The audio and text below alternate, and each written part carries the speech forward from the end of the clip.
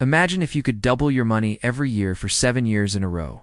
If you had $1 million, it means you'll have 2 million, then 4 million, 8 million, 16 million, 32 million, 64 million, 128 million. So at the end of the 7th year, you will have a whopping $128 million. It sounds unbelievable, right? But this is actually possible thanks to compound interest. In this video, we will talk about what compound interest is and how it can help us achieve financial freedom. A wise man once said that compound interest is the 8th wonder of the world. He who understands it earns it.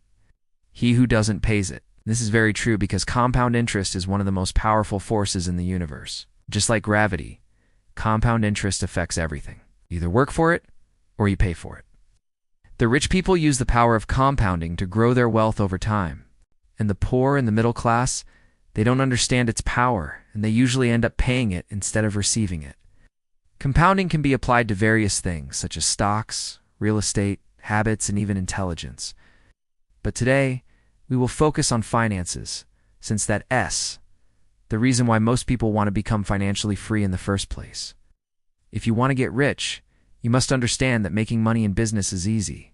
There are thousands of ways to make money in this world. However, keeping that money and letting it grow for you is what truly creates wealth. In order to keep your money and watch it grow, you need to be aware of the 3 rules of money. No. 1. Don't spend more than you earn. This is the golden rule of money.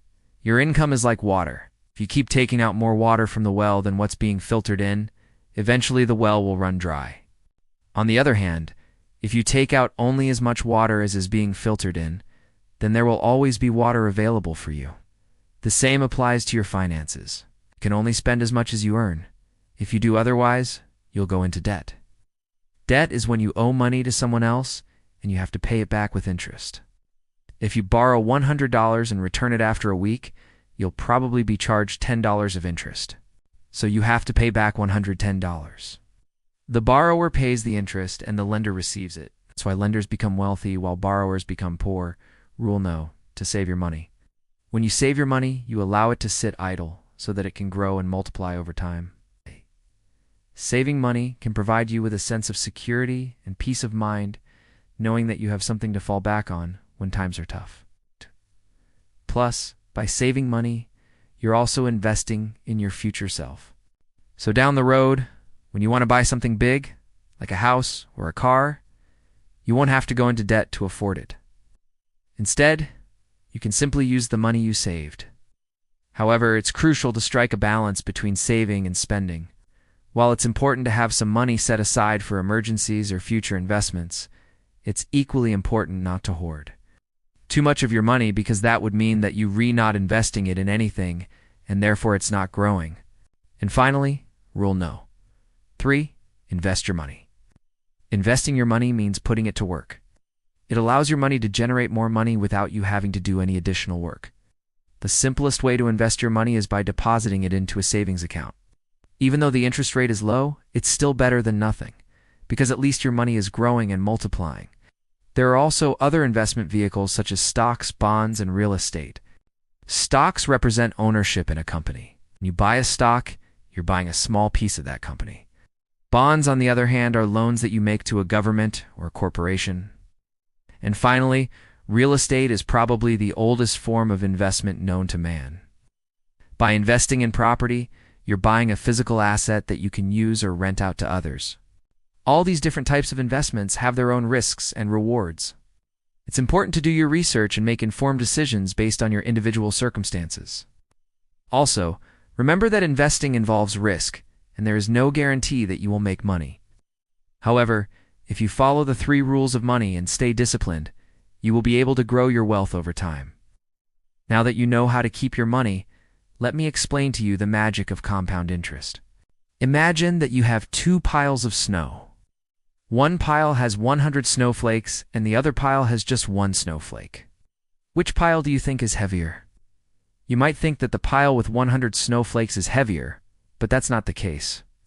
The pile with 1 snowflake is actually heavier because each snowflake in the second pile is bigger than those in the first pile. Because every time it snows, each snowflake accumulates all the weight of the previous snowflakes. This means that the last snowflake will be the heaviest. In the same way, when you save and invest your money, it's like planting a seed. It's just like a seed grows into a plant. Your money grows into wealth. Every time you save and invest your money, it compounds like a snowball rolling down a hill. The first dollar is hard to save, but once you have saved that first dollar, the next becomes easier, and the next after that becomes even easier, and so on. Let me give you an example. Suppose you decide to save $10 per month in a bank account that pays 5% annual interest. After 1 year, you will have saved $120. Then the bank will add 5% interest to your total, which will increase your savings to $126.50. The following year, you will save another $120, and with the interest rate of 5, your total will grow to $159.25. After 5 years, you will have saved a total of $780 plus $39 of interest, which equals $819.25. Even though you have only saved $10 per month, at the end of the 5th year, you will have $819 in your bank account. Now imagine if you could double your savings every year. At the end of the first year, you would have $240. At the end of the second year, you would have $480. At the end of the third year, you would have $960. At the end of the fourth year, you would have $1,920. And at the end of the fifth year, you would have $3,840.